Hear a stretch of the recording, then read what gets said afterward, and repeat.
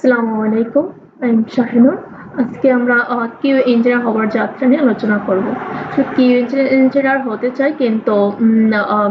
কিন্তু বুঝতে পারছেন না আসলে যে ম্যানুয়াল কিউ টেস্টিং দিয়ে স্টার্ট করবে নাকি অটোমেশন কিউ দিয়ে স্টার্ট করবে।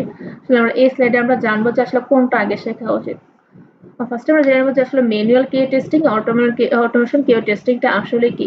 ম্যানুয়াল কিউ টেস্টিং মানে হলো হাতে হাতে সফটওয়্যার টেস্ট করা। আপনি নিজের চোখে দেখেও হাতে চালিয়ে বুঝবেন অ্যাপ্লিকেশনটা ঠিকমতো কাজ করছে কিনা। আর অটোমেশন কিউটা হলো কোড লিখে টেস্ট করা। এখানে পাইথন অথবা জাভা অটোমেটেড স্ক্রিপ্ট তৈরি করা হয়।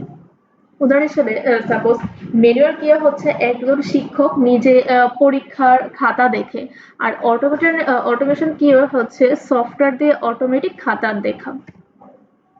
প্রশ্ন হলো আগে কোনটা শেখা উচিত। অবশ্যই ম্যানুয়াল কিউ আগে শেখা উচিত। কেন ম্যানুয়াল কিউ আগে শেখা উচিত?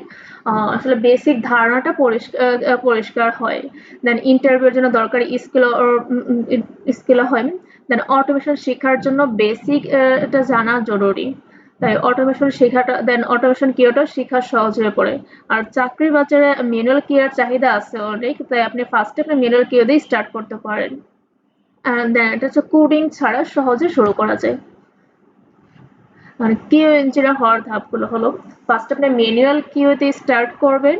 এটাতে fundamental test case, bug report ইত্যাদি এগুলো শিখবেন। দেন হচ্ছে automation Q, Python language, Python ও জাভা দিয়ে স্টার্ট করতে পারেন। দেন সেলেনিয়াম, পোস্টম্যান ইত্যাদি। দেন আপনার real project and interview preparation নেবেন। দেন ক্যারিয়ার গ্রোথ বলে ম্যানুয়াল কিউ, দেন হচ্ছে automation Q, then Q lead, then last Q manager হিসেবে জয়েন করতে পারবেন।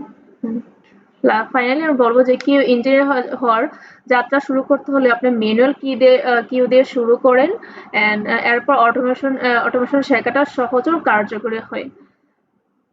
তো তাই আজ থেকেই শুরু করুন। Thank you so much.